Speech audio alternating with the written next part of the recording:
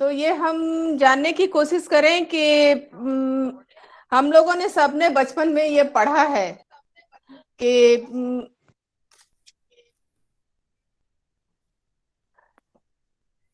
Just minute sir.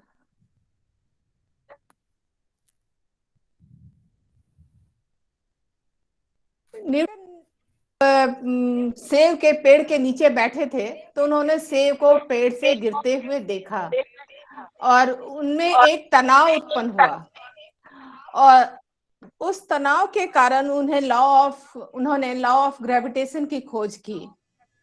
यह हल्का तनाव है और ये हमें अपनी क्षमताओं को बेहतर ले जाने की तरफ प्रेरित करता है और ऐसा तनाव हमें अच्छे कामों के प्रति प्रेरित करता है कि हम कुछ अच्छा करें और अपने तनाव को खत्म करें। लेकिन तनाव सिर्फ यही नहीं है। तनाव जो अभी हम लोगों ने बात की कि न्यूटन को सेब को गिरते देखकर उनमें तनाव हुआ, वो ये स्ट्रेस है जो अच्छे कामों के लिए होता है। अगर हमें तनाव नहीं होगा तो हम किसी काम को करने के लिए प्रेरित ना होंगे। लेकिन यहाँ पर जो हम लोग सभी इकट्ठा हुए हैं, उसका मुख्य उद्देश्य यही है कि हम तनाव को किस तरह से प्रबंधित करें। वो तनाव जो है हमारी मानसिक शक्ति को, हमारी शारीरिक शक्ति को छीन करता है, वो कैसे कर देता है, ये हम जानने की कोशिश करेंगे। इसके लिए मैंने पीपीटी भी तैयार किया है। हालांकि उस पीपीटी पर बहुत चर्चा मैं नहीं करूंगी क्योंकि इस समय मुझे 30 मिनट्स ही दिया गया है और पीपीटी पर एट ए ग्लांस उस पर चर्चा हो जाएगी। उसके बाद जो मेरा मेन पर्पस है, अध्यात्म और तनाव प्रबंधन, उस पर बात होगी। तनाव जीवन की मांगों के लिए एक मनोवैज्ञानिक और शारीरिक प्रतिक्रिया है। तनाव की थोड़ी मात्रा अच्छी हो सकती है, ये हमने कहा, लेकिन जब हम निरंतर तनाव की स्थिति में रहते हैं तो ये हमारी शारीरिक और मानसिक शक्ति को छीन करता है। अब हमको ये कहा जाए कि तनाव को पूरी तरह से क्या नियंत्रित किया जा सकता है? बिल्कुल नहीं। तनाव को हम पूरी तरह से नियंत्रित तभी करते हैं जब हम डेथ बेड पर चले जाएं। जब हमारा डेथ होगा तभी हमें तनाव से मुक्ति मिलेगी। जब तक हमारा जीवन है, किसी न किसी रूप में तनाव तो चलता ही रहेगा। तो अब हमें इसी तनाव के प्रति अपनी बातें कहनी है। अभी मैं स्क्रीन शेयर करती हूँ।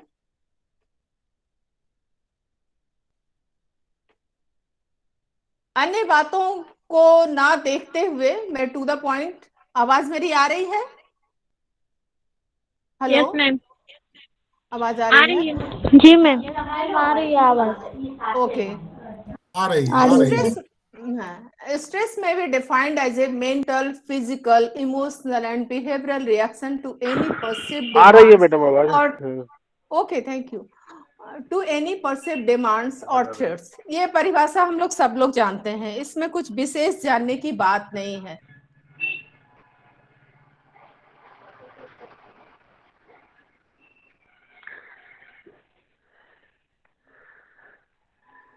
अब है बेसिक कॉन्सेप्ट्स अबाउट स्ट्रेस। हमारा बॉडी स्ट्रेस के प्रति कैसे रिएक्ट करता है? फिजिकली भी करता है, मेंटली भी करता है और हर एक व्यक्ति की अलग अलग क्षमता होती है स्ट्रेस के प्रति रिएक्ट करने की। एक ही स्ट्रेस किसी व्यक्ति के लिए पॉजिटिव हो सकता है, दूसरे व्यक्ति के लिए नेगेटिव हो सकता है। दूसरी बात है, stressors are causes of stress. Stressors वैसी परिस्थिति जो हमें तनाव पैदा करती है, वो स्ट्रेसर है। तीसरा जो कॉन्सेप्ट है वो है stress is part of our life. ये हमारी जिंदगी का एक हिस्सा है, पुनः इसकी पुनरावृत्ति हो रही है। तो ये स्लाइड तो हम लोगों ने देख लिया होगा। It is not possible to live stress free. Managing stress in positive ways prepared us for increasing life challenges. Next है एक्सटर्नल काउजेस। तनाव के दो तरह के कारण होते हैं, इंटरनल। एक्सटर्नल में मेजर लाइफ चेंजेस में हमारा स्थान परिवर्तन हो सकता है हम जॉब में परिवर्तन करते हैं, हम शहर छोड़ते हैं, एक शहर से दूसरे शहर में बसते हैं, या फिर हमारे किसी प्रिय की मृत्यु हो जाती है, या किसी प्रिय से अलगाव होता है। ये हमारे मेजर लाइफ चेंजेस हैं जिसके कारण तनाव होता है। दूसरा है वर्क और कॉलेज। वर्क प्लेस में, कॉलेज में भी परिस्थितियां अगर हमारे अनुकूल ना हो तो भी हमें तनाव होता है। Broken relationship, financial problem, problem जो तनाव का एक बहुत मेजर इशू है, उसके कारण अगर आर्थिक दिक्कतें आती हैं तो व्यक्ति तनाव में चला जाता है। उसके बाद है stress in your family. Stress in your family, अगर आपके परिवार में भी कोई बहुत परेशानी में है, तनाव में है, किसी के साथ बहुत बड़ी घटना घटी है आपके भाई बहन के साथ, तो भी आप भी उसके कारण तनाव में होते हैं। ये सब एक्सटर्नल कॉजेज हैं स्ट्रेस के। बीइंग टू बिजी, बहुत ज्यादा बिजी रहना और अपने लिए समय नहीं निकाल पाना। अपने लिए समय निकालने से मतलब है आप कहीं रिलैक्स नहीं है, हर समय आप आपाधापी में रहते हैं और हर समय आपको लगता है कि आप समय के पीछे भाग रहे हैं। आप समय को हमेशा पकड़े रहने की कोशिश करते हैं और इस कोशिश में भी आप तनावग्रसित होते हैं। एक्सटर्नल कॉजेस अभी हमने बात की, अब है इंटरनल। वो कुछ कारण जो हमारे बॉडी में ही होती है, हमारे हैबिट में होती है, हमारे नेचर में होती है, हमारे टेम्परामेंट में होती है, वो है इंटरनल कॉजेस। इंटरनल कॉजेस में जो पहला है वो है क्रॉनिक वरी, मतलब हमें चिंता करने की आदत है। हम आदत से मजबूर है, हर बात में चिंता करते हैं। अगर हम बच्चे को दवा लाने भी भेजे हैं, थोड़ी सी देर हो गई तो फिर हम चिंताग्रस्त हो जाते हैं कि पता नहीं क्या हुआ होगा। उसी का दूसरा पार्ट है पेसिमिज्म। पेसिमिज्म, हर बात में निगेटिव चीजों को ढूंढ लेना। कोई नई बात आती है तो उसमें पॉजिटिव चीजें भी होती है, निगेटिव चीजें भी होती है। जीवन का कोई भी पार्ट आप उठाकर देख लीजिए, हर क्षेत्र में आपको पॉजिटिविटी और निगेटिविटी दोनों शामिल होता है। अब ये हमारे ऊपर है कि हम उसमें पेसिमिज्म देखते हैं या फिर ऑप्टिमिज्म देखते हैं। उसके बाद है रिजिड थिंकिंग, हमारे सोचने का एक फिक्स तरीका, जिसको हम स्टीरियोटाइप भी कह सकते हैं। आप उसी ढंग से सोचेंगे। अगर किसी फंक्शन में किसी ने काला कपड़ा पहन लिया तो फिर आपको लगेगा अरे ये कैसे पहन के आ गई है, ये तो शुभ नहीं है। ये तो सोचने वाली बात है, आपके लिए शुभ नहीं हो सकता है क्योंकि आप उस तरह से सोचती हैं। बाकी रंगों का इस तरह से लेना देना नहीं होता है। अगर होता भी है तो आप ये सोचिए कि ये हमारे तक सीमित है, मैं ऐसा मानती हूँ, मैं नहीं पहनूंगी। लेकिन दूसरे अगर पहन रहे हैं तो उससे आपको स्ट्रेस में आने की कोई जरूरत नहीं है। नेक्स्ट है निगेटिव सेल्फ टॉक, हमेशा अपने बारे में गलत बातें करना। गलत बातों से मेरा तात्पर्य है कि मुझ में ये क्षमता नहीं है, ये क्षमता नहीं है, ये क्षमता नहीं है। कोई भी व्यक्ति संपूर्ण नहीं होता, ये बात को स्वीकार करना होगा। उसके बाद है अनरियलिस्टिक एक्सपेक्टेशंस। एक्सपेक्टेशन से हम अपने बारे में कोई ऐसा टारगेट फिक्स कर लें जो हमारी पहुंच के बाहर हो, तो वो तनाव तो होना ही है। अगर मैं ये टारगेट फिक्स कर लूं कि मैं यहाँ की वीसी बनूंगी, तो जो मेरी क्षमता है तो उसमें तो ये तनाव ही पैदा करेगा ना। तो आप अपनी क्षमता को देखकर जिसको आप अचीव कर सकते हैं उसी तरह का आप टारगेट फिक्स कीजिए। एक कोई स्टूडेंट है, खासकर मैं स्टूडेंट के लिए ही कह रही हूँ, अगर आपको लगता है कि आप फर्स्ट क्लास से पास कर सकते हैं तो आप उसके आसपास 70% 80% का टारगेट फिक्स कीजिए। आप चाहिएगा कि हम टॉपर हो जाएं और हर समय टॉपर ही रहें, तो ये अनरियलिस्टिक एक्सपेक्टेशंस है। इस तरह के एक्सपेक्टेशन से बचना चाहिए। उसके बाद टाइप्स है। टाइप्स थ्रेट के रूप में आता है स्ट्रेस हमारे सामने, फ्रस्ट्रेशन के रूप में आता है, प्रेशर, पीयर प्रेशर हो सकता है, फैमिली प्रेशर हो सकता है। ये सभी हमारे सामने तनाव के रूप में आते हैं। कॉन्फ्लिक्ट्स मतलब दो इच्छाओं का की पूर्ति एक साथ नहीं होती, खासकर जब दोनों ही इच्छाएं आपकी पॉजिटिव और निगेटिव हैं, एक पॉजिटिव है और एक निगेटिव है। इस समय आपको बहुत द्वंद्व होता है और ये भी एक तनाव का कारण होता है।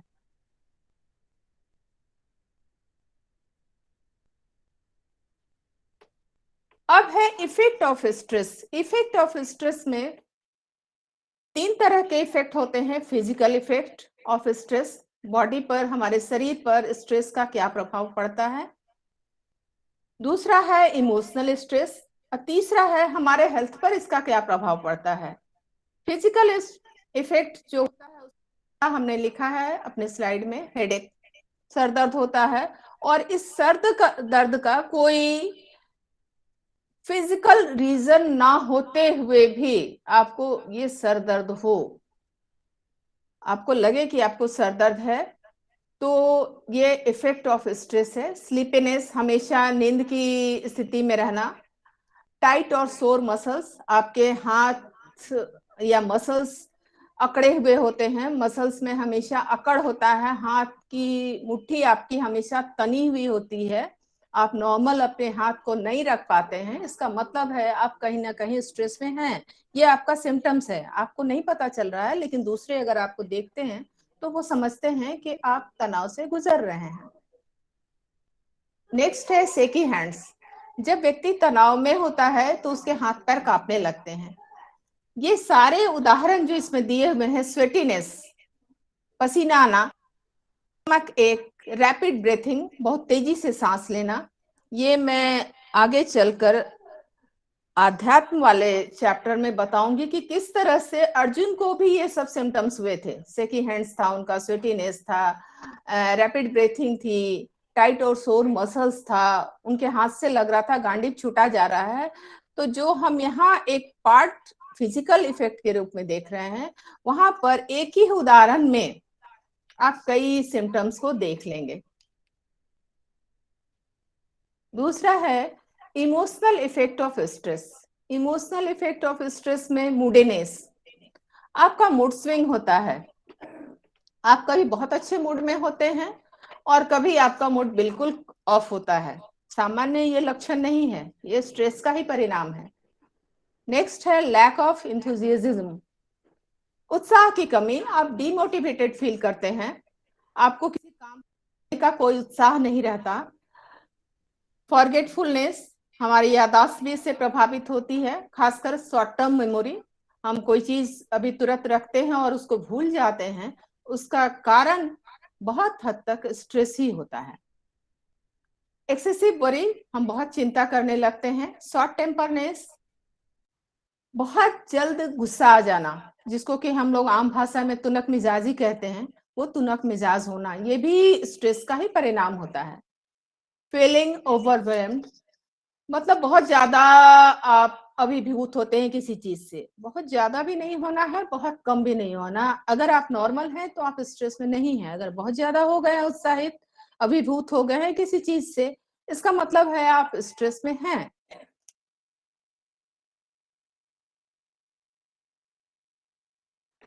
अब effect of stress on health, हमारे स्वास्थ्य पर स्ट्रेस का बहुत प्रभाव पड़ता है और सच पूछिए तो सबसे ज्यादा प्रभाव स्वास्थ्य पर ही पड़ता है। डॉक्टरों का भी ये मानना है कि आधी से ज्यादा जो हमारी बीमारी होती है, डॉक्टर जो डायग्नोस करते हैं, उसके पीछे रीजन हमारा स्ट्रेस होता है।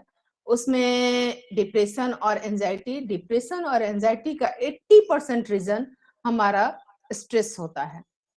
उसके बाद वेट प्रॉब्लम, आए दिन हम सुनते हैं कि थायराइड अभी बहुत कॉमन है आज के डेट में, ये बीमारी, किसी को वेट गेन होता है, किसी को वेट लॉस होता है।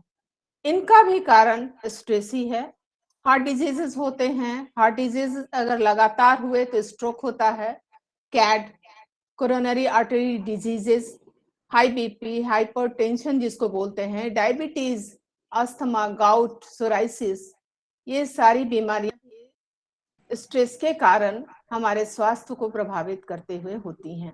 डाइजेस्टिव प्रॉब्लम, डाइजेस्टिव प्रॉब्लम में हमारा peptic ulcer, colitis, cognitive and memory problem, मतलब हमारे सोचने और समझने की शक्ति वो छिन्न हो जाती है। हम कॉग्निटिव प्रॉब्लम से जूझने लगते हैं, मेमोरी प्रॉब्लम से जूझने लगते हैं और स्किन प्रॉब्लम भी होते हैं। अब है cycle of stress. Cycle of stress, पहले स्ट्रेसर, जिस परिस्थिति में हमें कोई तनाव उत्पन्न होता है वो परिस्थिति उत्पन्न होती है। स्ट्रेस को हम इस तरह से डिफाइन कर सकते हैं, a stressor can be event environment that individual might consider demanding, challenging और थ्रेटनिंग इंडिविजुअल सेफ्टी। हेलो, कोई प्रॉब्लम? Hello, no ma'am. जब हमारे सामने चुनौती, क्या किया रे? आप लोग माइक म्यूट कर लीजिए प्लीज। अरे लड़का खराब करा के कहे है रे? डालेगा ठीक से। माइक म्यूट कीजिए। माला जी माइक म्यूट कीजिए। रिएक्शन टू स्ट्रेस, हमारा स्ट्रेसर के बाद हम स्ट्रेस के प्रति अपनी प्रतिक्रिया व्यक्त करते हैं और हमारा बॉडी या तो इसको कैरी ऑन करता है या फिर उस समस्या का समाधान करते हुए स्ट्रेस से आगे बढ़ता है। और अगर इसने कैरी ऑन किया है स्ट्रेस को तो रिड्यूस्ड ऑप्टिमम हेल्थ, ये हमारे स्वास्थ्य को जितनी क्षति पहुंचा सकता है पहुंचाता है और हम तनाव के प्रति बहुत ज्यादा संवेदनशील हो जाते हैं। और जब हम इन सारी परिस्थितियों का करते हैं तो हमारे सामने दो परिस्थिति होती है। एक परिस्थिति, या तो उस परिस्थिति से हम लड़ें, फाइट करें और तनाव को से कोप अप करते हुए या तनाव को दूर करते हुए आगे बढ़ें, या फिर वहां से हम फ्लाइट कर जाएं। फ्लाइट से मतलब है यहाँ एस्केप करना। जो परिस्थिति है, जैसी भी परिस्थिति है, हमने वहां से पलायन किया और हम आगे बढ़ गए। तो ये व्यक्ति विशेष पर निर्भर करता है कि वो फाइट करेगा या फ्लाइट करेगा।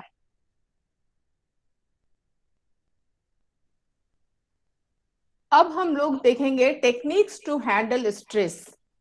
टेक्निक्स टू हैंडल स्ट्रेस में पहला है organise the routine of life. Routine of life मतलब हम बहुत ऑर्गेनाइज्ड हों, अस्त व्यस्त जीवन हम ना जिए, हर चीज प्रॉपर वे में हो, प्लान्ड वे में हो। इसी के लिए जरूरी है कि हम टाइम मैनेजमेंट करें, किस समय हमें क्या काम करना है, और टाइम मैनेजमेंट हम करेंगे तो वो हमारा समय तो बचाएगा ही, हमें तनाव से भी बचाएगा। टाइम मैनेजमेंट के बाद आता है मेन्यू मैनेजमेंट। मेन्यू मैनेजमेंट से यहाँ पर तात्पर्य है कि ये हर गृहिणी की समस्या होती है। कल क्या खाना बनेगा, नाश्ता क्या बनेगा, ब्रेकफास्ट क्या होगा, लंच क्या होगा, डिनर क्या होगा। और ये भी कई बार महिलाओं के लिए स्ट्रेस का कारण बन जाता है। वो रात में सोने भी जाती हैं बेड पर तो उनके ध्यान में रहता है कल क्या बनना है जो सारे घर वालों को पसंद हो, दोपहर में क्या बनना है, रात में क्या बनना है। तो ये मेन्यू मैनेजमेंट के लिए मैंने कहीं पढ़ा था कि एक सबसे बेस्ट तरीका है कि आप वीकली आप मेन्यू तैयार कीजिए और उस वीकली मेन्यू के आधार पर आप अपना प्रिपरेशन कीजिए खाना बनाने का, और उसमें कहीं किसी को शिकायत नहीं होगी आज आपके पसंद का बना है, कल आपके पसंद का बनेगा और आपको उससे कोई तनाव भी नहीं होगा। नेक्स्ट है avoid stress loaded shortcuts. Stress loaded shortcuts मतलब कुछ शॉर्टकट्स ऐसे होते हैं, हर कोई चाहता है कि हम शॉर्टकट में काम कर लें, लेकिन हमें पता होता है कि उसमें हमें तनाव भी बहुत होगा। जैसे ट्रेन आ रही है और हमको उस प्लेटफॉर्म से इस प्लेटफॉर्म से उस प्लेटफॉर्म पे जाना है। अब चलती हुई ट्रेन के आगे अगर आप क्रॉस करेंगे कि हम जल्दी से एक स्प्रिंटर की तरह उधर इस पार से उस पार चले जाएं, तो ये शॉर्टकट है और ये स्ट्रेस लोडेड शॉर्टकट है, इसमें आपको तनाव होगा ही होगा। तो इस तरह के स्ट्रेस को खत्म कीजिए। नेक्स्ट है kill stress through pre planning. Pre planning से यहाँ पर तो मेन्यू मैनेजमेंट हो गया, एक हो गया कि हम किस तरह से काम करें प्री प्लान्ड वे में। खाना बनाने की ही बात है तो खाना बनाने में बहुत सारी चीजों की आवश्यकता पड़ती है।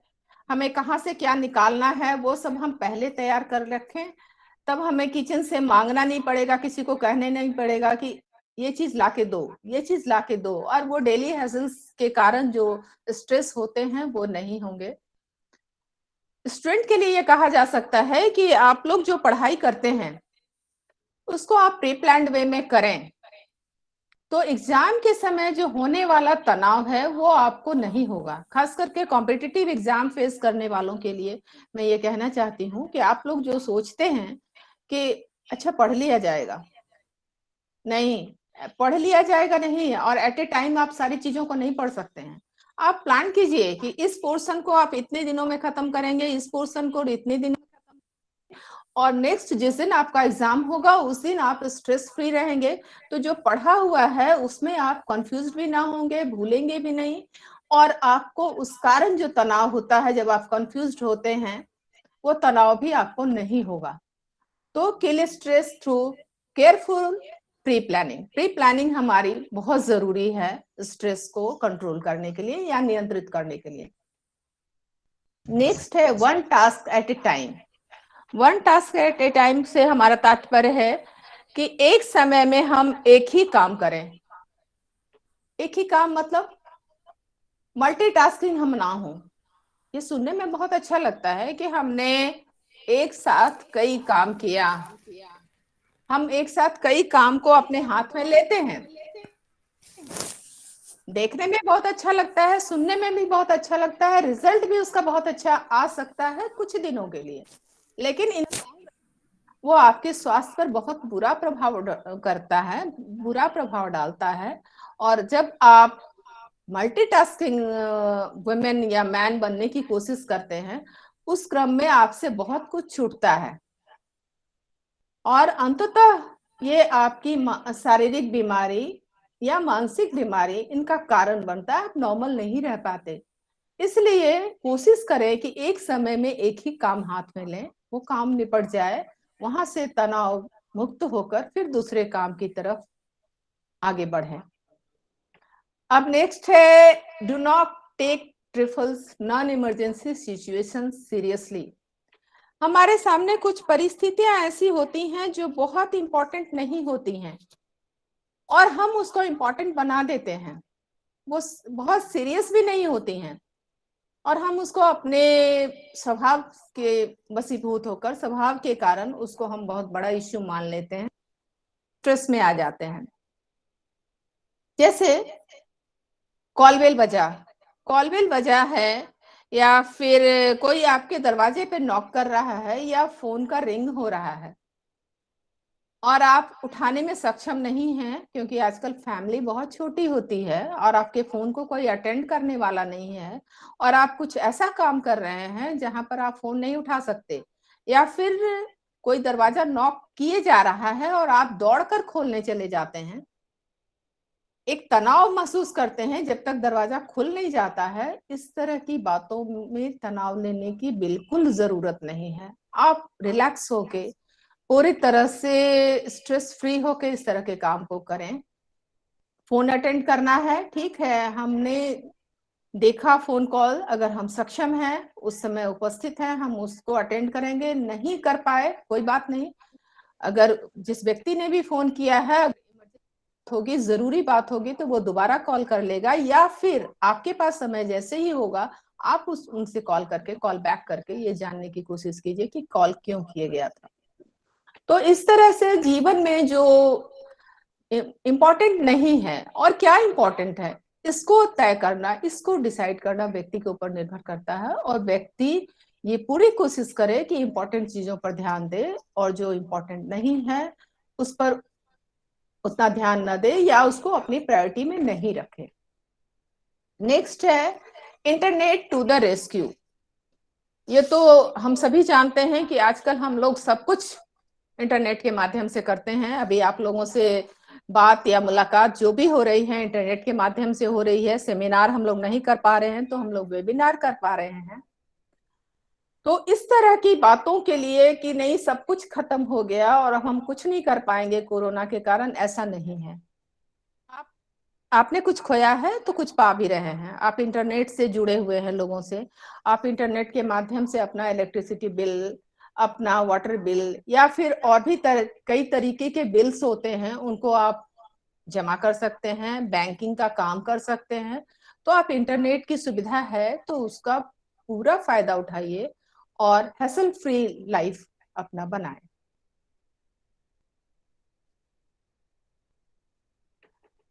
दूसरा है differentiate wolf in ships clothing from the real one. वही बात है कि परिस्थिति को आपने राई का पहाड़ बना दिया है, जबकि परिस्थिति वैसी नहीं है।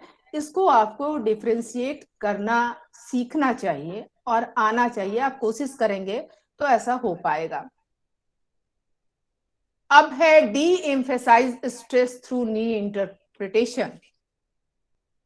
अब स्ट्रेसफुल है उसको नई चीजों के साथ, नई बातों के साथ आप नया इंटरप्रिटेशन उसका दीजिए। अब कोई व्यक्ति परेशान हो रहा है कि नहीं अभी हमको ये काम कर लेना है और एनी हाउ करना है, और पहले मेरे साथ ये काम नहीं किए तो ये घटना घट चुकी है, तो हमेशा उन बातों को ध्यान में नहीं रखते हुए आप ये नई व्याख्या दे सकते हैं कि मैं बहुत चीजों पर ध्यान नहीं दूंगा या दूंगी, सिर्फ उन्हीं चीजों पर ध्यान दूंगा जो हमारे स्वास्थ्य के लिए जरूरी है और जो हमारे स्वास्थ्य के लिए फायदेमंद होगा वही काम हम करेंगे। तो एक नई व्याख्या हुई। हर चीज को आप प्रॉपर इंपॉर्टेंस, प्रॉपर प्रायोरिटी नहीं दे पाएंगे।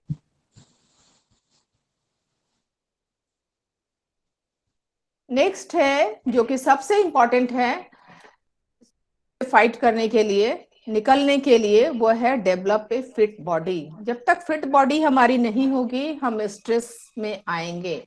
अगर हमारा शरीर कमजोर है तो हमारा मन भी कमजोर होगा, हम तनावग्रस्त जल्दी होंगे। इसके लिए पहला रूल ये है कि ईट ए बैलेंस्ड डाइट। हम वहां पर एक संतुलित भोजन लें। संतुलित भोजन में कार्बोहाइड्रेट है, प्रोटीन है, फैट है, मिनरल्स है, विटामिन्स है।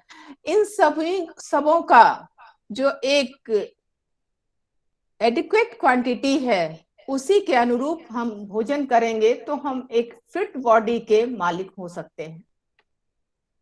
दूसरा है keep off slow poisons. Slow poisons हमारे आज के डेट का क्या है वो हम सभी जानते हैं।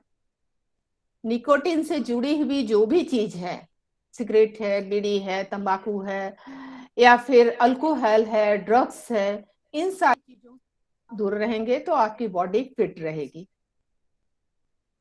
तीसरा है indulge in regular moderate exercise और योगा। आप हमेशा रेगुलर वे में एक हल्का एक्सरसाइज करें। एक्सरसाइज में आपका बहुत कुछ हो सकता है, वॉकिंग है, स्विमिंग है या फिर बहुत तरह के आसन हैं, ये सब आप कर सकते हैं। साथ ही साथ योगा है, योगा में भी विभिन्न तरह के आसन होते हैं और योगा को एक्सरसाइज के ऊपर वरीयता दी गई है। योगा अगर हम करते हैं तो इससे हमारे तन को भी शांति मिलती है, मन को भी शांति मिलती है, तन भी रिलैक्स होता है और हमारा मन भी रिलैक्स होता है। इसलिए योगा करें और एक मॉडरेट एक्सरसाइज जो हो सकता है, जो आप कर सकते हैं, वो जरूर करें। नेक्स्ट है take drugs only on a qualified doctor's advice. आप जो दवाइयां लेते हैं वो सिर्फ अपने डॉक्टर्स की सलाह पर लें। ऐसा नहीं है कि ये बीमारी मुझे हुई है, जो आजकल कॉमन बीमारी है, सब लोग कहते हैं एसिडिटी है, एसिडिटी है, अच्छा हम ये दवा खा रहे हैं तुम भी ये दवा ले लो। नहीं, ऐसा नहीं होता है। आप जो भी दवा लें वो डॉक्टर्स की सलाह से लें। कोरोना हुआ है, आपको कोरोना हुआ है, किसी और को कोरोना हुआ है, तो वो सबकी दवा एक जैसी नहीं होगी। आपकी बॉडी के डिमांड के हिसाब से डॉक्टर दवाई लिखेंगे और उसी के अनुरूप आप दवा लेंगे तो आप फिट बॉडी के मालिक हो सकते हैं। नेक्स्ट है those who always should reduce their weight. जो लोग मोटापे की तरफ बढ़ रहे हैं उनको अपने मोटापे को घटाने का प्रयास करना चाहिए।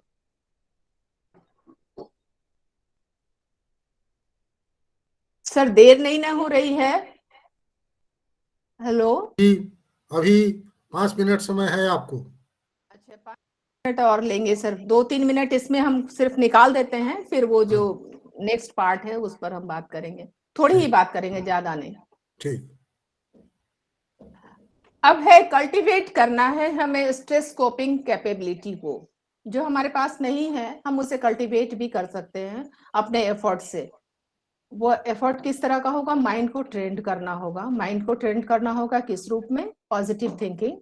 हम हर चीज में उसका पहला उज्जवल पक्ष देखने की कोशिश करें, पॉजिटिव सोचें, प्रेयर करें। प्रार्थना में बहुत शक्ति होती है, और जब आप अपने आप को ईश्वर की तरफ डाल देते हैं कि हे ईश्वर अब जो करना है आप ही करो, तो बहुत तरह के तनाव से आप बच जाते हैं, और तनाव से बचते हैं तो कई तरह की शारीरिक और मानसिक व्याधि से भी आप बचते हैं। मेडिटेशन, मेडिटेशन ध्यान, इस पर हम आगे चल के बात करेंगे। लाफ्टर, लाफ्टर आजकल एक लाफ्टर क्लब भी चलने लगा है बड़े बड़े शहरों में। वो इस तरह के लाफ्टर से हमारे शरीर में कुछ हार्मोन्स उत्पन्न होते हैं जो हमें स्ट्रेस फ्री होने में हमारी मदद करते हैं। तो लाफ्टर का हमारे जीवन में क्या महत्व है, इसको समझते हुए हंसी खुशी के माहौल को जाने नहीं देना चाहिए। हमेशा हमें खुश रहने की कोशिश करनी चाहिए। नेक्स्ट है रिलैक्सेशन।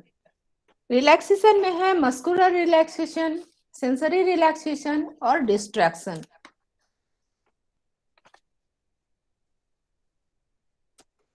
मस्कुलर रिलैक्सेशन में एक पीएमआर होता है, प्रोग्रेसिव मस्कुलर रिलैक्सेशन। पीएमआर के अंतर्गत हम अपने शरीर के प्रत्येक अंग को ढीला छोड़ सकते हैं और धीरे धीरे पूरे अंग एकदम शिथिल छोड़ दें, और तो वो हमें रिलैक्स महसूस होता है और हम तनाव रहित और फ्री महसूस करते हैं। उसी तरह से सेंसरी रिलैक्सेशन, सेंसरी रिलैक्सेशन है। सेंसरी रिलैक्सेशन में हमारा म्यूजिक है, अरोमा है, ग्रीनरी, हरियाली, हरियाली को देखना है, इस तरह की बातों से भी हमारा सेंसरी रिलैक्सेशन क्या हो रहा है, रिलैक्सेशन होता है। नेक्स्ट है डिस्ट्रैक्शन। डिस्ट्रैक्शन मतलब हम जो चीज कर रहे हैं उससे हट के कुछ काम करें, वहां पर अपने आप को डिस्ट्रैक्ट करें। जैसे हम दिन भर चेयर में बैठ के काम करते हैं, तो चेयर में दिन भर बैठे रहने ही नहीं, काम करते हुए हम कुछ देर के लिए वॉक करें। वॉक करते हुए हम कभी अपने ऑफिस के सकते हैं, कई दूसरी चीजों पर ध्यान दे सकते हैं। इससे हमारा डिस्ट्रैक्शन होगा हमारा जो वर्कलोड है उसकी तरफ से, और हमारे ऊपर स्ट्रेस उतना प्रभावी नहीं है। उसके बाद नेक्स्ट है take the help of others. Take the help of others में हम दूसरों से मदद लें। दूसरों से मदद लेने में हमें कोई हिचक नहीं होनी चाहिए। दूसरों से मदद लेने वाला व्यक्ति कमजोर नहीं होता है, बल्कि वो अपने फीलिंग्स को शेयर करता है। और जो व्यक्ति जिस समस्या से पीड़ित है, जिस समस्या से ग्रसित है, उस समस्या का समाधान उसके पास हो सकता है सही ना हो, उसको सही समस्या का समाधान सूझ ना रहा हो, लेकिन जो उसके अपने हैं, जिस पर वो भरोसा करता है, उनसे अगर वो शेयर करेगा तो उससे उसकी समस्या का सही समाधान भी मिल सकता है। तो वो दूसरों की मदद भी ले। उसके बाद है when is incapable greet stressor with a broad smile. जब आपको लगे कि स्ट्रेसर बहुत ज्यादा, स्ट्रेसर को आप हटा नहीं सकते हैं उस परिस्थिति से, तो उसका आप वेलकम कीजिए। जैसे आपको कहीं जाना है, जैसे अभी मुझे ही सेमिनार में जाना होता और 3 बजे पहुंचना होता, और मैं अगर कहीं अटक जाती, जो हमारा ट्रैफिक जाम है, तो वहां पर एक तनाव तो हर किसी को होता है। लेकिन मान लीजिए रास्ता पूरा जाम है और निकलने का कोई रास्ता नहीं है, उस समय तो हमें रिलैक्स होना पड़ेगा ना, कि नहीं, अब हमारी जो इच्छा है कि हम उस सेमिनार को अटेंड करें, उसको यहीं पर खत्म कर देना होगा, और उसके बदले हम कोई और दूसरा काम कर लें। ट्रैफिक में बैठकर हम कुछ म्यूजिक सुन लें, कुछ और चीजों पर हम ध्यान दे दें, अपने माइंड को डाइवर्ट करते हुए हमें रिलैक्स होना होगा और उस परिस्थिति को भी एंजॉय करना सीखना होगा। ये हमने कहीं पढ़ा था कि स्ट्रेस को दूर करने का एक तरीका है कि ईश्वर हमें ऐसी शक्ति दे, God grant me the sense to accept the things I can not change. ऐसी मुझे शक्ति दे जो मुझे वैसी परिस्थिति को स्वीकार करने की क्षमता दें जिसे मैं चेंज नहीं कर सकता हूं, जिसे हम चेंज नहीं कर सकते हैं, and the courage to change the things I can. और इतनी हिम्मत दें कि हम जिस परिस्थिति को चेंज करना चाहते हैं उस परिस्थिति को चेंज करें, और and wisdom to know the difference, और इन दोनों में किस परिस्थिति को हम चेंज करने की कोशिश करें और किस परिस्थिति को हम, ये अगर हमें क्षमता आ जाए, ये विजडम मेरे में आ जाए, तो बहुत तरह के तनाव से हम बच सकते हैं। धन्यवाद मैडम। हाँ अब सर, समय की सीमा है। बस 5 मिनट सर, और ज्यादा नहीं, ठीक बस 5 मिनट। सर जैसा कि हमने कहा था, ये स्लाइड हटा दें। हेलो, हटा दीजिए। हाँ, मैम स्लाइड हटा आवाज दें। क्लियर नहीं आ रही है। हाँ ठीक आवाज है, आपका आपका नेट खराब होगा, मैडम की आवाज ठीक आ रही है। ठीक है। ठीक है सर। हाँ ठीक है। पता नहीं मेरी आ रहा है, पिक्चर आ रहा है मेरा, क्योंकि उस हाँ समय हम स्लाइड के साथ साथ प्रेजेंटेशन नहीं कर पाए और हम उस पर ज्यादा कोशिश नहीं की, एक्सपर्ट नहीं है उसमें, तो ठीक है, लगा आ रहा है। कि ठीक है सर। हाँ आ तो रहा है। ये महाभारत गीता की बात हो रही थी। महाभारत हम लोग सभी जानते हैं कि ये 5,500 वर्ष पूर्व लिखी गई, और ये महाभारत में गीता का सार जो है वो अर्जुन कृष्ण संवाद के रूप में है। और अर्जुन ने अपने सारथी जो श्री कृष्ण थे उनको कहा कि हे पार्थ, आप मुझे युद्ध के मैदान में ले चले, और वहां जाकर मुझे ये देखना है कि मेरे सामने और कौन कौन लोग हैं, किनके साथ मुझे युद्ध करना है, युद्ध के मैदान की स्थिति में देखना चाहता हूं। तो कृष्ण उनको ले गए। कृष्ण उनको ले जाने के बाद जब अर्जुन ने देखा कि उनके सामने भीष्म पितामह हैं, द्रोणाचार्य हैं, गुरु द्रोणाचार्य, गुरु कृपाचार्य और उनके सभी बंधु बांधव सभी हैं, और हजारों सैनिक दोनों तरफ से हैं, तो अचानक इनकी स्थिति बहुत बिगड़ गई। अर्जुन की स्थिति, वो तनावग्रस्त हो गए, और उनको लगा, उन्होंने कहा, लगा ही नहीं, उन्होंने कहा कि हे पार्थ, अब मैं युद्ध नहीं कर पाऊंगा, मुझसे ये युद्ध नहीं होगा, क्योंकि अगर इतने सारे सैनिकों को मारकर और इतने अपनों को मारकर अगर मुझे ये विजय मिलती भी है तो मैं इस विजय का क्या करूंगा। तब श्री कृष्ण ने उनको समझाया कि नहीं, आप अपने लिए लड़ाई नहीं कर रहे हैं, ये व्यक्तिगत लड़ाई नहीं है, ये सत्य और असत्य की लड़ाई है, और सत्य और असत्य की लड़ाई में ये आपका कर्म है कि आप सत्य के साथ रहें और सत्य के पक्ष में युद्ध करें। और इस क्रम में जो भी सिम्टम्स, वो मैंने पहले भी कहा था कि अर्जुन का गला सूख रहा था, हाथ कांप रहा था, वो सब उनमें आया, और श्री कृष्ण ने उनको युद्ध के लिए तैयार किया। तो श्री कृष्ण कहते हैं कि जब भी हमारा जीवन है उसमें सुख दुख, मान अपमान, यश अपयश आता ही रहेगा, परेशानियां आती ही रहेंगी, लेकिन जो इस परिस्थिति को मैनेज कर लेता है, और एक जो मानसिक स्थिति व्यक्ति की किसी खास समय में बिगड़ती है, उस मानसिक स्थिति को अगर बदल दिया जाए तो व्यक्ति तनाव से दूर हट सकता है, डिप्रेशन से, क्रोध से, भय से, जो भी हमारे नेगेटिव इमोशंस हैं उनसे वो दूर भाग सकता है। इस क्रम में उन्होंने 4 उपाय बताए, वो मैं शॉर्ट में ही कहती हूँ। पहला है कि मन को कैसे बांधा जाए, मन को कैसे नियंत्रित किया जाए। मन को नियंत्रित करने का उन्होंने 4 उपाय बताया है। उसमें पहला है प्रैक्टिस, अभ्यास। अभ्यास आप किस चीज का करेंगे? तो अपने ध्येय की प्राप्ति के लिए लगातार प्रयास करते रहना। जो भी आपका ध्येय है, जो भी आपने अपना लक्ष्य तय किया है, उस लक्ष्य की प्राप्ति जब तक न हो जाए तब तक आप प्रयास करते रहें, चाहे रास्ते में कितनी भी बाधाएं आए। जैसे मैंने एक उदाहरण से मैं इसे समझने की कोशिश करती हूँ कि एक खिलाड़ी का सपना है कि वो इंटरनेशनल चैंपियन बने, वो उसका ध्येय है। लेकिन उस इंटरनेशनल चैंपियन बनने में उसके पास कई बाधाएं आएंगी, कई मुश्किलें आएंगी, तो उसको ओवरकम करते हुए वो हारे नहीं और अपना लक्ष्य पर ध्यान टिकाए रखे।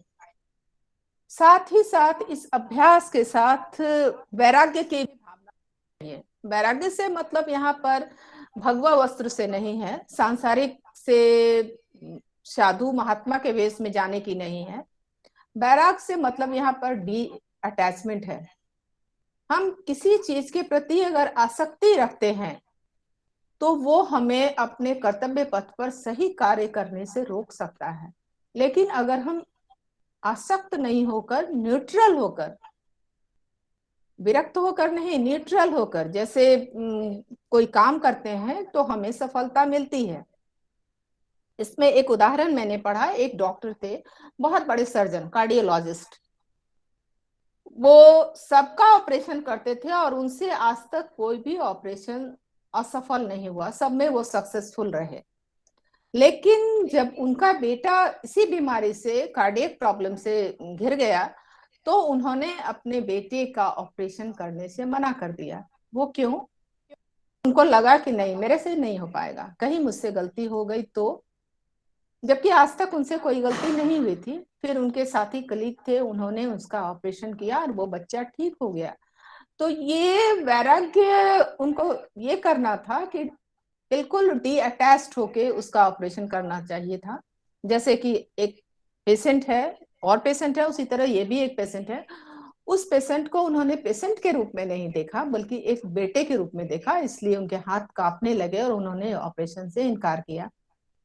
तो पहला है हमारा अभ्यास करें, डी अटैच्ड रहें। दूसरा है ध्यान। गीता के 6ठे अध्याय में बताया गया है कि हम ध्यान करें। ध्यान करने का जो एक प्रोसेस है उसमें है यम, नियम, आसन, प्राणायाम, प्रत्याहार, धारणा, ध्यान। यहाँ तक हमारी स्थिति है। हम सांसारिक लोग ध्यान तक पहुंच सकते हैं। उसके बाद की स्थिति है समाधि। समाधि पर हम ना जाएं, समाधि वो साधकों के लिए है। ध्यान के लिए उन्होंने जो चीज बताई है उसमें उन्होंने मेडिटेशन का जो फायदा बताया और जिसे आज का मॉडर्न साइंस भी मानता है। मॉडर्न साइंस ये मानता है कि हम अगर ध्यान के साथ, मेडिटेशन के साथ अगर दवा का उपयोग करते हैं, दवा का सेवन करते हैं, तो सेम बीमारी में सेम दवाई 2 ग्रुप पर उन्होंने स्टडी में अध्ययन किया गया है और शोध में आया है कि 2 ग्रुप थे, दोनों को सेम बीमारी थी, दोनों को सेम मेडिकेशन दिया गया। लेकिन जिस ग्रुप ने मेडिकेशन के साथ दवा का उपयोग किया उस पर वो दवा ज्यादा प्रभावी हुआ और जिस ग्रुप ने विदाउट मेडिटेशन, विदाउट ध्यान दवा का प्रयोग किया उस पर वो दवा कम प्रभावी हुआ। और इसको शोध में प्रूफ किया गया ईईजी के मापन से, इलेक्ट्रोएन्सेफेलोग्राम के माध्यम से हमारे ब्रेन वेव्स के जो मेजरमेंट होते हैं उसके आधार पर ये कहा गया कि जिन लोगों ने मेडिटेशन किया था मेडिटेशन वालों पर ये दवा ज्यादा प्रभावी होता है और मेडिटेशन के प्रभाव को अब दुनिया मानती है। भले ही मॉडर्न साइंस इसे प्रूफ ना कर पाए, लेकिन इसका प्रभाव व्यक्ति के व्यक्तित्व पर पड़ता है, उसकी सोचने समझने की शक्ति पर पड़ता है। तीसरा उन्होंने बताया श्रद्धा और विश्वास। मतलब अगर हम किसी पर श्रद्धा और विश्वास रखते हैं तो हमारी थिंकिंग बदल जाती है, व्यक्ति डिप्रेशन में जाने से बच जाता है। और जब व्यक्ति को लगता है कि कोई तो उसके साथ है जिसे वो अपनी समस्याएं कह सकता है और कोई है जो उसे संभाल लेगा, तो उसकी मानसिक स्थिति बिगड़ने नहीं पाती। और स्ट्रेस का सबसे बड़ा रीजन यही है कि जब व्यक्ति अपने आप को अकेला महसूस करता है, उसको लगता है कि उसे कोई नहीं है और व्यक्ति की अपनी जो क्षमता है वो बहुत सीमित है और उस सीमित क्षमता से वो अपनी सारी समस्याओं का समाधान नहीं कर सकता है। इसके लिए उसे कहीं ना कहीं डिपेंडेंट होना पड़ेगा और ये डिपेंडेंसी अगर ईश्वर हो तो उससे अच्छा और कुछ नहीं हो सकता है, क्योंकि ईश्वर अगर आपकी मदद थोड़ी देर के लिए ना भी करें तो आपको धोखा कभी नहीं देंगे। तो ये श्रद्धा भाव हमें हमारी मानसिक व्याधियों से बचाता है और जितने भी नेगेटिव इमोशंस हैं उन सब की तरफ बढ़ने से हमें बचाता है। चौथा है कृष्ण का बताया हुआ, हमारे श्री कृष्ण जी का बताया हुआ समर्पण भाव। हम जो भी काम करें समर्पण भाव से करें, उसमें शक सुबह या किसी तरह के संदेह की कोई गुंजाइश नहीं होती है। आप अगर ईश्वर पर भी भरोसा कर रहे हैं तो आप पूरी तरह से कीजिए, समर्पित रहिए।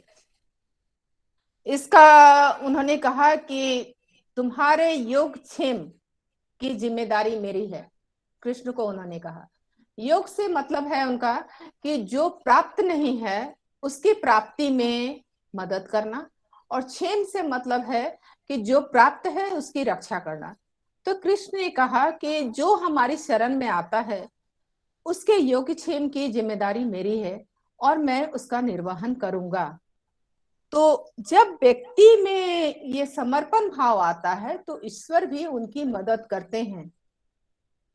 और अगर थोड़ी देर के लिए इस पूरे ग्रुप में जो हमें अभी सुन रहे हैं किसी को लगता हो कि भगवान का प्रूफ नहीं है या फिर ये पलायनवाद है, मैं उनसे ये कहना चाहती हूँ, ठीक है आप मत मानिए ईश्वर को, लेकिन आप ये कर सकते हैं कि अपनी बातों को, अपनी समस्याओं के लिए कहिए और ईश्वर आपको, या कोई भी अलौकिक शक्ति, ईश्वर तो मैं हिंदू हूं इसलिए मैं ईश्वर की बात कर रही हूँ, आप किसी भी अलौकिक शक्ति पर डिपेंडेंट हो जाइए तो आपकी समस्याओं का समाधान होगा और एटलीस्ट आप एबनॉर्मल होने से बच जाएंगे, असामान्य होने से बच जाएंगे, आप एक सामान्य जिंदगी जी पाएंगे।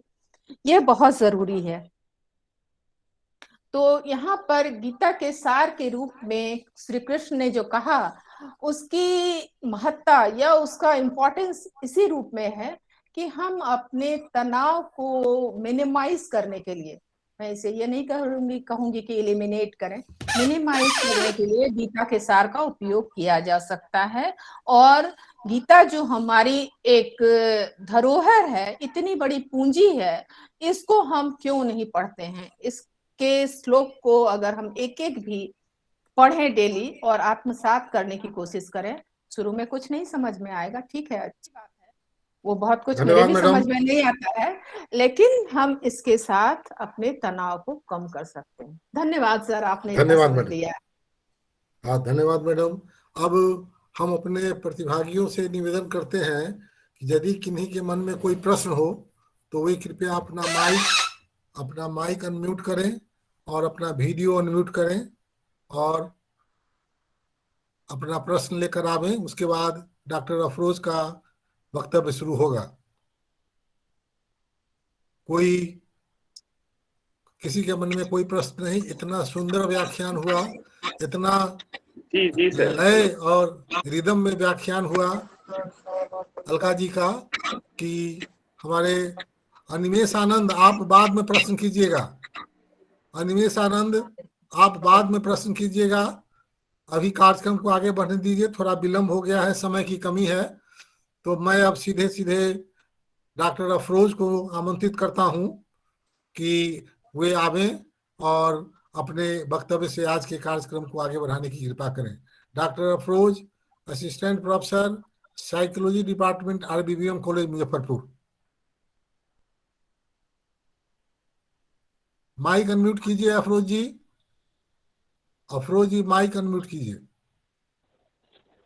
धन्यवाद सर। हाँ धन्यवाद। सभी को मेरा सादर प्रणाम। सबसे पहले मैं तो शुक्रिया अदा करूंगा ये जो प्रत्यन एक संस्था है जिसने इतना बड़ा प्लेटफॉर्म दिया, और अभी हमने सुना प्रभात कुमार जो सर हैं कि उन्होंने बताया किस तरीके से ये पूरे हिंदुस्तानी नहीं उसके बाहर भी ये सामाजिक क्षेत्र में अपना दायित्व निर्वाह कर रहे हैं। इसके लिए मैं उनका शुक्रिया अदा करता हूँ। साथ में मैं SNP सिंह सर को बहुत इनका मैं आभार प्रकट करता हूँ कि इन्होंने मुझे मौका दिया। और अलका जायसवाल मैम, आपको सुनते रहते हैं, बहुत बहुत आज ये फख्र की बात है कि हम आप सबों के बीच एक वक्ता के तौर पे, एक मॉडरेटर के तौर पे हम हैं। तो सबसे बड़ी जो आज के वेबिनार की अहम बात है मेरी नज़र में, वो इसका जो शीर्षक है कि तनाव प्रबंधन यानी कि stress management in Indian context में। ये बहुत अहम बात है कि हम भारतीय परिवेश में बहुत कम चीज़ों को समझने की कोशिश करते हैं, जबकि ये माना जाता है कि कोई भी मनोवैज्ञानिक समस्या अगर है तो उसका कहीं ना कहीं संबंध उसके व्यक्तित्व से है।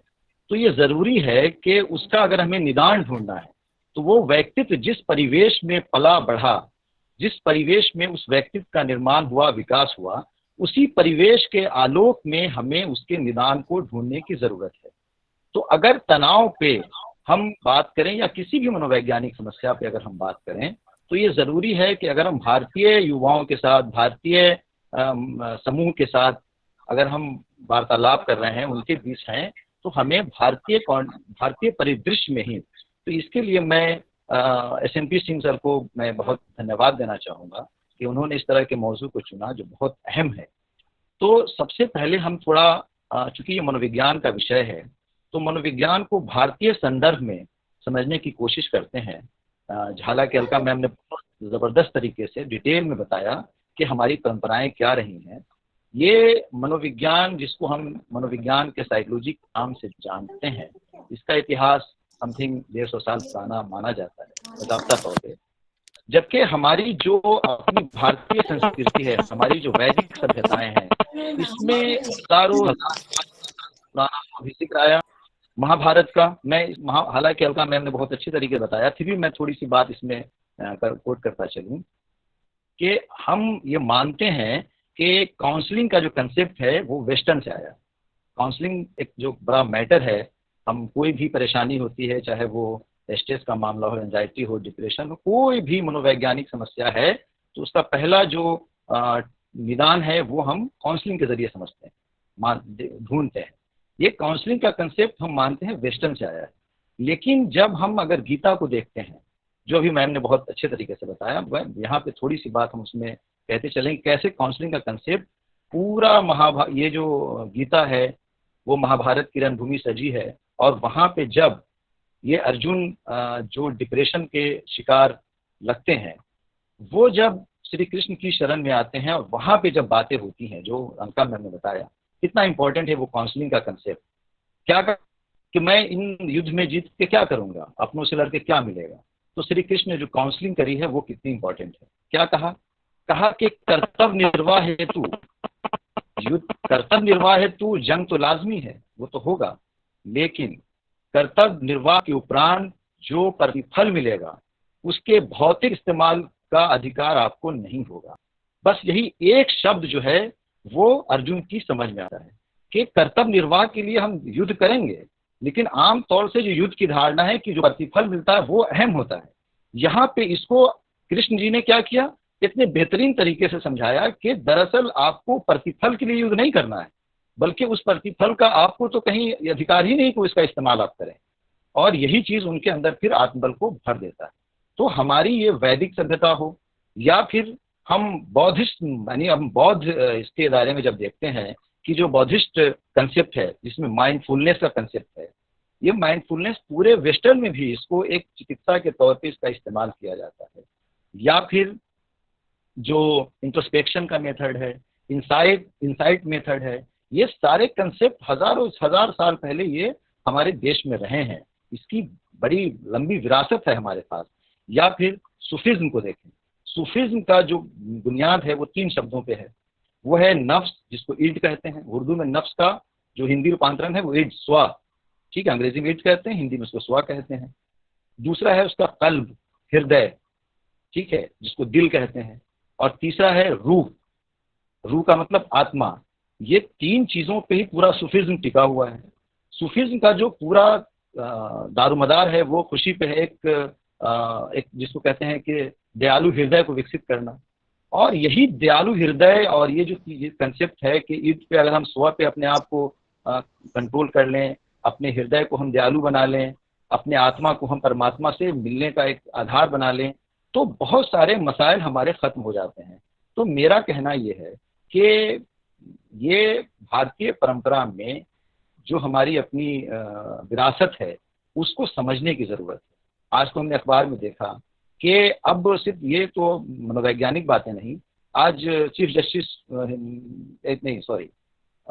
सुप्रीम कोर्ट के एक जस्टिस हैं अब्दुल नजीर, उन्होंने कहा कि अब न्यायिक व्यवस्था को हमें औपनिवेशिक जो न्याय प्रणाली उससे हटने की जरूरत है। अब हमें मनु कौटिल्य की जो भारतीय अपनी परंपरा है उसको अपनाने की जरूरत है। तो ये सबसे अहम बात है कि हम आज अब भारतीय परिदृश्य में, भारतीय हमारी जो अपनी विरासत है उसके संदर्भ में हम अब मनोविज्ञान को या जो मनोवैज्ञानिक समस्याएं हैं उनको समझने की कोशिश कर रहे हैं। तो ये हमारे लिए बहुत इम्पोर्टेंट है और इसका मैं आभार प्रकट करता हूँ अपने इस ऑर्गेनाइजिंग जो पूरी कमेटी है उसका। अब थोड़ी सी बात जो है वो स्ट्रेस पे होती है, क्योंकि बात चल रही है। हालांकि अलका मैम ने इस पे बहुत सारी बातें बताई हैं, बहुत कम बचा है बात कहने को, फिर भी मैं उन्हीं बातों को थोड़ा आगे बढ़ाते हुए कि दरअसल स्ट्रेस का जो मौजू है, स्ट्रेस है क्या, ये कहीं ना कहीं एक माइंडसेट पे डिपेंड करता है। हमारा स्ट्रेस है दरअसल जब कोई परेशानी, कोई मसला हमारे सामने आता है, तो अब वो हमारे माइंडसेट पे है कि हम उसको प्रॉब्लम समझते हैं या चैलेंज समझते हैं। यहाँ पे एक अहम चीज है कि अगर हम प्रॉब्लम समझते हैं तो हमारा स्ट्रेस वहीं से शुरू हो जाता है, और उसी को अगर हम चैलेंज समझते हैं तो वो फिर कहीं ना कहीं हम अपने स्ट्रेस को बहुत हद तक, बल्कि वो हमारे लिए एक चैलेंज के तौर पे अगर हम लेते हैं तो वो हमारे अंदर कहीं ना कहीं एक ताकत के तौर पे हमारे अंदर एक हमारे इस पे आता है कि हम उसको कैसे हैंडल करें। हैंडल करने के लिए हमारे अंदर एक आत्मबल खुद ब खुद, जैसे हम चैलेंज कंसेप्ट अगर लेते हैं तो हमारे अंदर एक आत्मबल का कहीं ना कहीं उभार होता है और हम बहुत अच्छे तरीके से उसको हैंडल करते हैं। लेकिन अगर हम उसी को प्रॉब्लम के तौर पे अगर लेते हैं तो फिर वो क्या होता है कि हम दब जाते हैं और हमारे अंदर स्ट्रेस का उभार शुरू होना होता है। ये जो स्ट्रेस है, जैसा मैंने बताया, इसके 2-3 रूप हैं, ये 2-3 इसमें प्रकार हैं इसके। जैसे स्ट्रेस का जो पहला ये है जिसको हम लोग कहते हैं यू स्ट्रेस। ये यू स्ट्रेस का मतलब है कि हर आदमी के अंदर ये होना लाजमी है। अगर आपको जिंदगी में कुछ अचीव करना है, अपना टारगेट पाना है, तो जब तक तनाव नहीं होगा, हम लर्निंग में पढ़ते हैं कि हमारे लिए मोटिवेशन इंपॉर्टेंट है, कई चीजें हैं उसमें। यहाँ पे अगर हमारे अंदर थोड़ा सा तनाव है तो वो हमारे टारगेट को अचीव करने में एक बड़ा अहम रोल अदा करता है। इसलिए हमको ये यू स्ट्रेस का ये बिल्कुल ये होना चाहिए। अगर नहीं है तो फिर हम अपने आप को कहीं ना कहीं परफॉर्म करने में पिछड़ जाते हैं। हाँ, इसका जो नेक्स्ट फॉर्म है वो है स्ट्रेस, जिसपे बहुत सारी चर्चाएं होती हैं, हो रही हैं अभी। ये स्ट्रेस जो हम एक मानसिक दबाव महसूस करते हैं किसी चीज पे। और ये तीसरा इसका जो स्टेज है वो है हाइपर स्ट्रेस, जो एक पैथोलॉजिकल इसमें चला जाता है, वो एक बीमारी की शक्ल होती है। स्ट्रेस कहा जाता है कि स्ट्रेस दरअसल किसी भी मानसिक रोग की शुरुआती अवस्था यही है, और लगभग 80 से 90% स्ट्रेस, 80 से 90% जो मेंटल डिजीज हैं उसका संबंध कहीं ना कहीं स्ट्रेस से ही होता है। बल्कि अब तो ये कहा जा रहा है कि जो बाकी डिजीज भी हैं उनका भी रिश्ता स्ट्रेस से है, तनाव से है। इसलिए इस मौजू पे बिल्कुल बातचीत होनी ही चाहिए।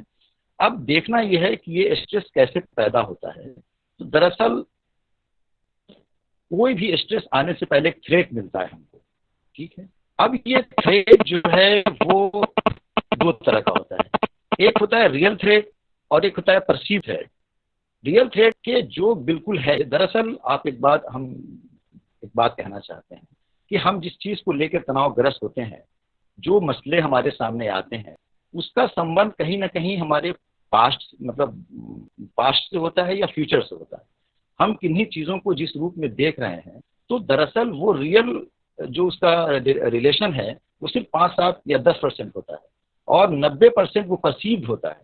जैसे कि मान लिया जाए कि अगर हम ऑफिस आए, मेरे बॉस ने आते ही हमको डांट दिया और कुछ बातों को लेकर उन्होंने कहा कि मैं तुम्हें कल सस्पेंड कर दूंगा। अब ये उनका एक शब्द के कल तुम्हें सस्पेंड कर दूंगा मैं, अब ये बातें हमें रात भर सोने नहीं देती हैं और हम तनाव की अवस्था में, जबकि हो सकता है कि डांटने के पीछे मेरी गलती कम रही हो और हमारे बॉस की कुछ अपनी परेशानियां रही हो। ये हो सकता है, सही भी हो सकता है, 5% हो भी सकता है कि वो हम सस्पेंड कर दिए जाएं, लेकिन इसकी भी संभावना है कि वो मेरा बॉस जो है वो अपने किसी मानसिक परेशानी या किन्हीं उलझनों की वजह से वो चिड़चिड़ा रहा हो और उसने हमको डांट दिया हो और डांटने के बाद वो बात भूल गया हो, लेकिन हम रात भर सो नहीं पाते।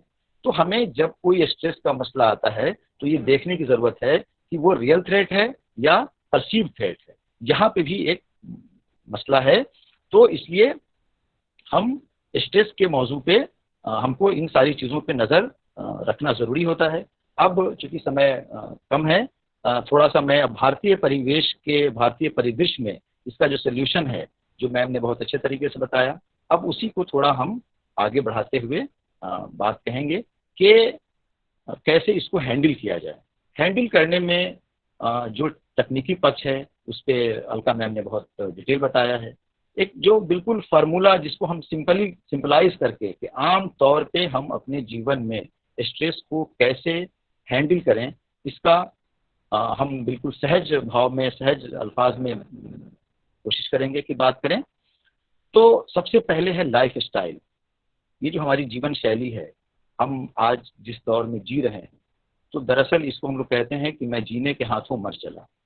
आज हमारी जीवन शैली, हम मोबाइल का इस्तेमाल करते हैं, व्हाट्सएप पे हो या सोशल मीडिया पे हो, हम कोई चीज़ किसी भी इसको जब हम उस पर शेयर करते हैं या उस पर पोस्ट करते हैं, उसके बाद हम उसको देखते रहते हैं कि कितने लोगों ने लाइक किया, कितने लोगों ने कमेंट किया।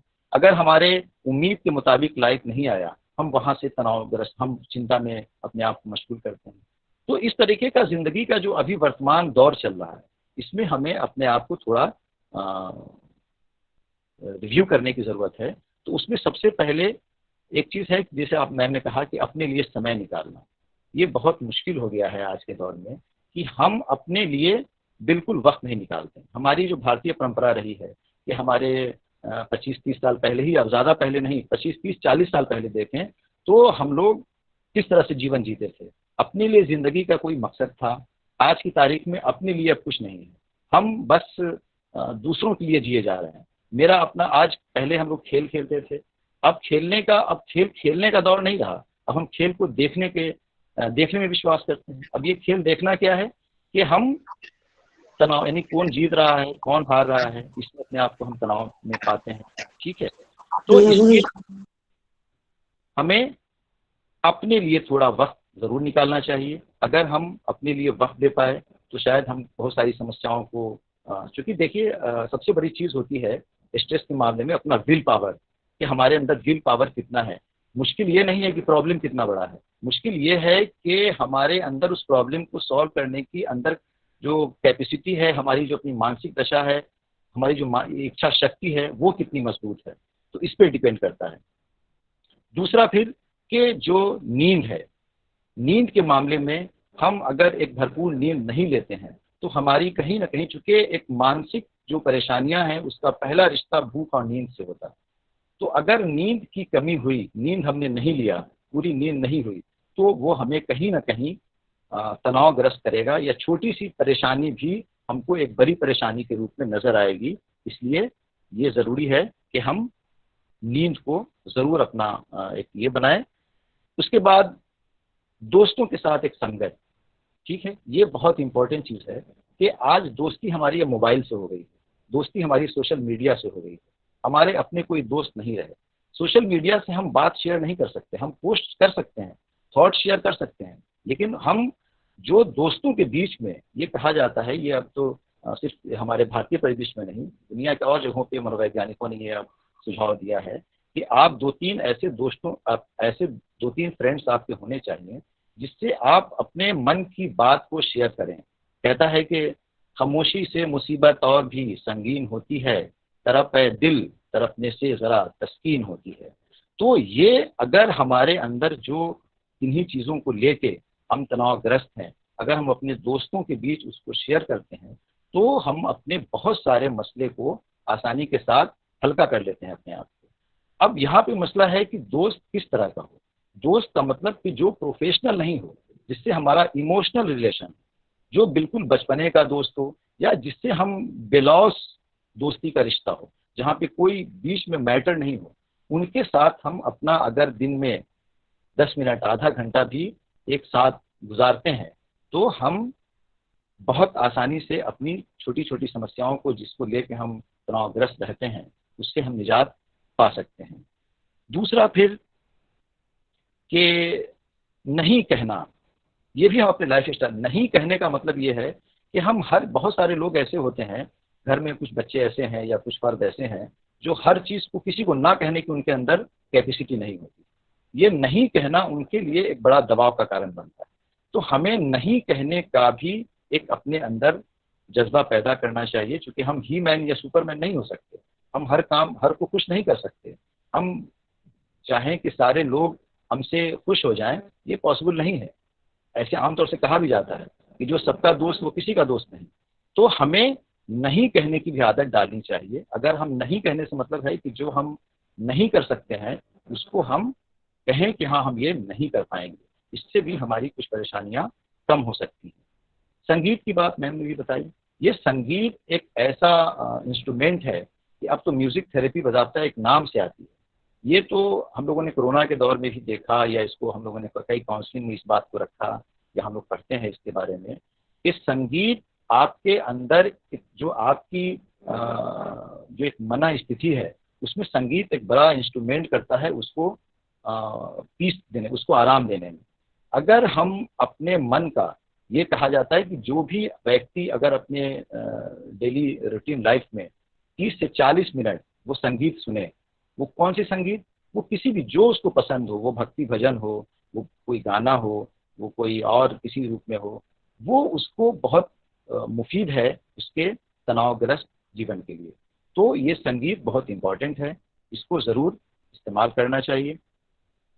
उसके बाद खान पान, जैसा मैम ने कहा कि एक जो हेल्दी शरीर है, हम अपने मानसिक तनाव हो या मानसिक किसी भी परेशानी का जो सल्यूशन है वो हम अपनी मानसिक शक्ति से उसका इलाज करते हैं। जो सबसे बड़ी एनर्जी हमारे शरीर में है उसका नाम मेंटल एनर्जी है। ये मेंटल एनर्जी कहाँ से आता है? ये फिजिकल एनर्जी का ही कन्वर्टेड फॉर्म होता है।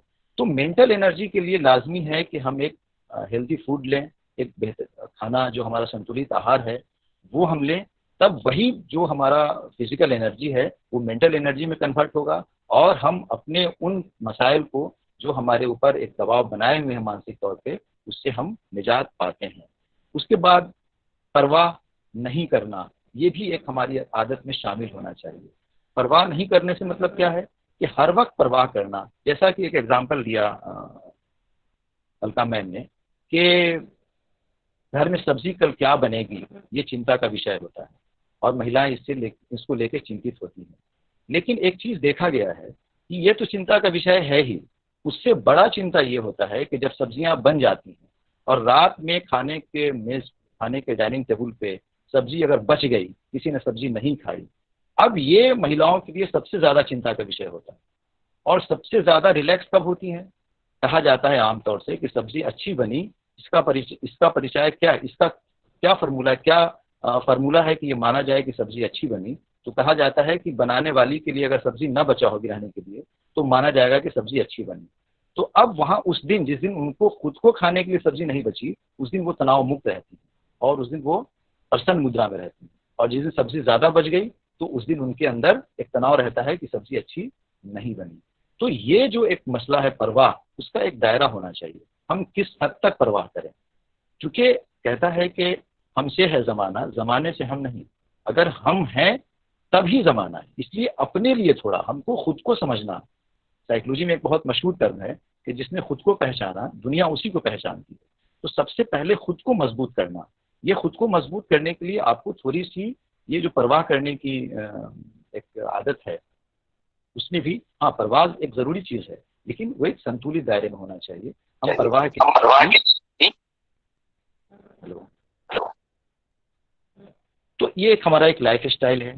फिर उसके बाद दूसरा है इमोशनल ट्रेनिंग। इमोशनल ट्रेनिंग का मतलब ये है कि एक इमोशनल इंटेलिजेंसी भी पाई जाती है। यानी अगर हम तनाव को या स्ट्रेस को दूर करना चाहते हैं तो उसके लिए हमें इमोशनल ट्रेनिंग, इमोशनल इंटेलिजेंस का मतलब ये होता है कि अपने जज्बात पे कितना काबू रखने की कैपेसिटी है। ये ट्रेनिंग से भी आता है। और इंसान को खुद के अंदर जो हम लोग आमतौर से कहते हैं कि सोच बदलो, नज़र बदलो, नज़रिया बदलेगा, ये कहाँ से आता है? यही है इमोशनल इंटेलिजेंसी, कि हम थोड़ा सा खुद पे, अपने जज्बात पे कंट्रोल करना, दूसरे के जज्बात को समझना, ये एक बहुत इंपॉर्टेंट चीज़ है। हम अपने इमोशनल ट्रेनिंग के ज़रिए, इमोशनल इंटेलिजेंसी के ज़रिए हम कहीं ना कहीं स्ट्रेस पर काबू रख सकते हैं। उसके बाद फिर है जो सलाह मशवरा, वो दोस्तों से।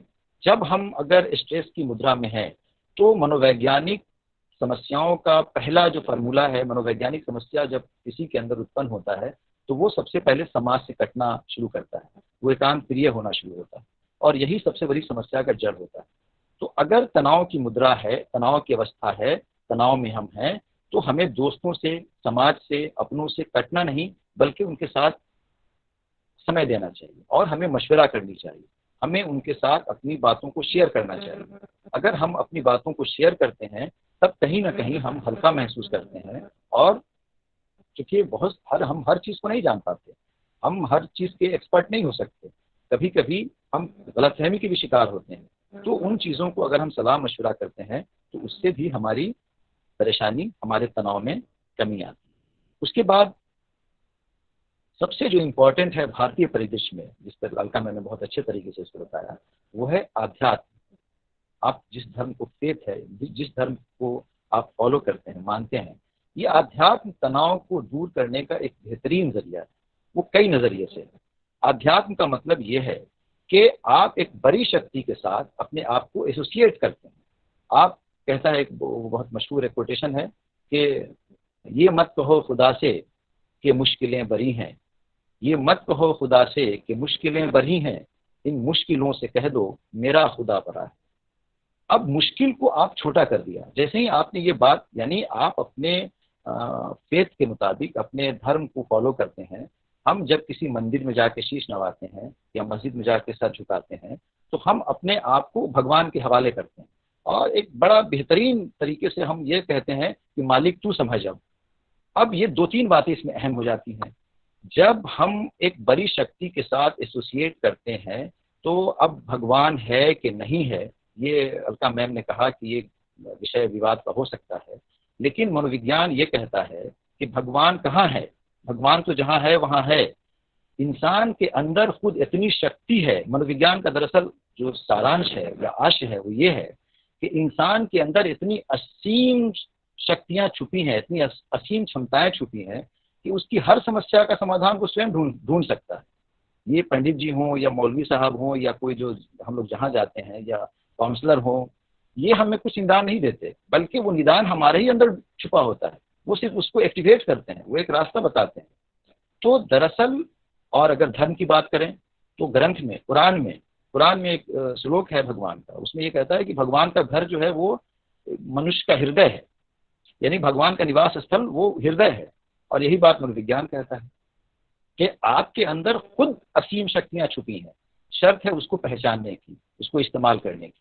और उसको इस्तेमाल करने का जरिया अब हमें डायरेक्ट नहीं पता, तो हम एक आध्यात्म का सहारा लेते हैं और भगवान के हवाले अपने आप को करके हम दो तरह की शक्ति प्राप्त करते हैं। एक तो हम जब बड़ी शक्ति से एसोसिएट करते हैं तो कहीं ना कहीं हमको लगता है कि हम भी शक्तिशाली हो गए, और दूसरा कि हम, जैसा अलका मैंने बहुत अच्छे तरीके से कहा, कि हम जब उसको अपनी समस्या को, अपनी प्रॉब्लम्स को हम किसी के हवाले कर देते हैं कि मालिक तू समझ अब, जहां हमने ये बात कही कि मालिक तू समझ अब, बस हम अपने आप को रिलैक्स हो जाते हैं, हल्के हो जाते हैं। ये बिल्कुल आजमाया हुआ फॉर्मूला है और हर कोई, हम भारतीय कम से कम हर दिन इस चीज को करते हैं। हम दुआ मांगते हैं, हम मंदिरों में जाते हैं, मुरादें मांगते हैं। ये सब क्या है?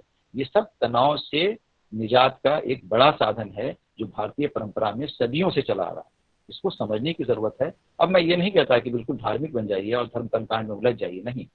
धर्म से मतलब यहाँ पे है कि एक शीश नवाना और एक चीज और धर्म के साथ जोड़ दें। अगर अब कोरोना में ये बातें सामने आई रिसर्च में कि जो परोपकारी होते हैं, जो दान करते हैं, उनका इम्यून पावर बहुत डेवलप होता है, उनके अंदर एक प्राउडनेस फील होता है।